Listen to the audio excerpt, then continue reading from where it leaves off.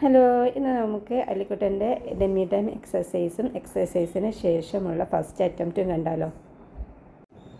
3 മാസം വരെ അല്ലിക്കുട്ടൻ ഒട്ടും ആക്റ്റീവ് അല്ലായിരുന്നു. ആൾ മലന്ന് തന്നെയാണ് കിടക്കാറ്. ഭയങ്കര ഗ്യാസിൻ്റെ പ്രോബ്ലം ഉണ്ടായിരുന്നു. ഈ ഡെമ്മി ടൈം എക്സസൈസിന് ശേഷമാണ് ഗ്യാസിൻ്റെ പ്രോബ്ലങ്ങൾ മാറിയതും ആൾ നന്നായിട്ട് ആക്റ്റീവ് ആവാൻ തുടങ്ങിയതും.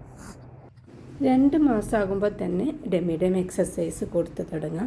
അലിക്കുട്ടന് 3 മാസം കഴിഞ്ഞാലാണ് ഡെമ്മി ടൈം എക്സസൈസ് കൊടുത്തത്. കാരണം അവന് 1 മാസം മുൻപാണ് ജനിച്ചത്. വെയിറ്റും കുറവായിരുന്നു.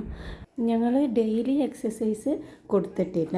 അതുകൊണ്ട് തന്നെ ആളൊരു 4 മാസമൊക്കെ കഴിഞ്ഞാലാണ് സ്വന്തമൊക്കെ ചെരിഞ്ഞ് കിടക്കാനും കമിഴ്ന്ന് വീഴാനൊക്കെ തുടങ്ങിയത്.